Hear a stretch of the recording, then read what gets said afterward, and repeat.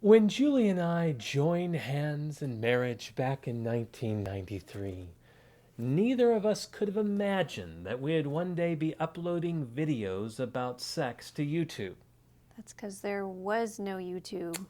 which might have something to do with the fact that there was no internet.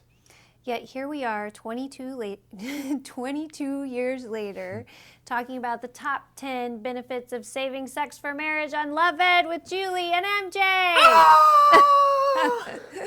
And this week we hit number 7, otherwise known as siete to our Hispanic viewer. The fewer sexual experiences you've had, the higher your chances. I got to say, the fewer sexual experiences you've had, the higher your chances of sexual satisfaction in marriage. Do you have research to back up that claim? Well, I could get it if I wanted, but let's be real. If I had had sex with one other woman other than you, how many other people could I compare you to in bed? Uno. Yes. If I'd enjoyed sex with 10 other women, how many women could I compare you to? Diez. I truly hope you watching feel a tad uncomfortable about this little math lesson. And you ought to.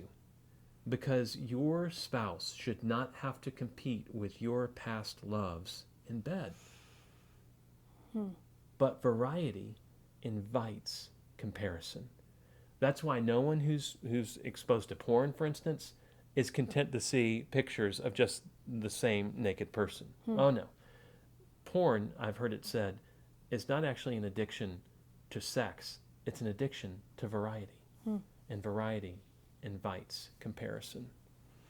But if you only have sex with one person, you have no one else to compare them to. And by God's grace, that's Michael and my story. That's part of what makes sex so wonderful, is that it is sacred. That's right. But I feel compelled to bring up porn again because that did mess up things for Julie and me. I did not physically engage in sex with anyone else, but I did in my mind. And that variety invited comparison. It's almost like Jesus knew what he was talking about when he said, if you have looked at a woman lustfully, it's as if you've had sex with her in your heart. And ladies, we're not immune to this either, whether it's watching porn or romantic comedies or chick lit or make-out scenes in movies where there isn't even any nudity necessarily. Absolutely. Every make-out or sex scene that you've exposed yourself to introduces more opportunity for comparison. So it's not just the nudity, it's all the expectations which exposing yourself to that input invites. And real people having real sex in a real marriage can't compare to all of that acting. Yeah. The porn I exposed myself to, I am so glad, was only pictures. I did not seek out videos. But those pictures set up my expectations for what the perfect body was supposed to look like.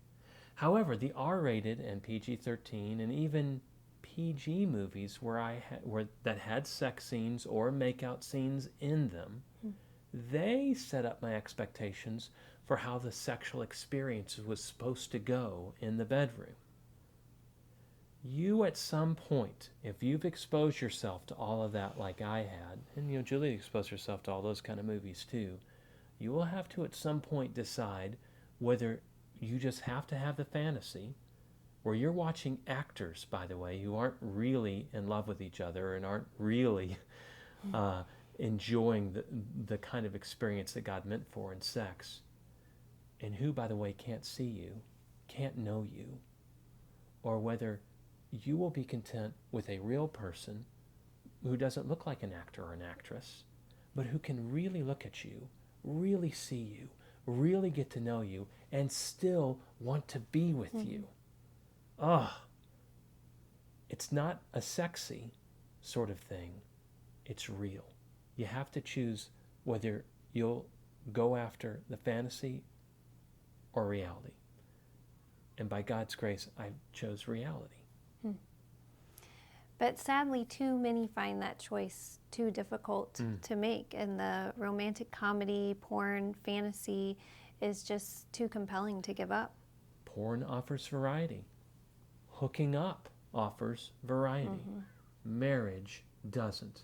So if you get used to variety, You need to get used to the fact that it is going to be insanely difficult for you to find contentment and monogamy. But if you save sex for marriage, sex becomes the exclusive sacred gift that it was created to be by the inventor of sex. Even if you've already messed up, you can start saving sex for marriage today. Even if you find yourself caught in porn right now, that's just what you watch before you're watching this video. You can choose to break free and save sex for marriage from this point on. And Mike shares how he broke free from porn in a blog post entitled, Kicking Porn Where the Sun Don't Shine. That's right. Check out the link below and join us next week on Love Ed with Julie and MJ.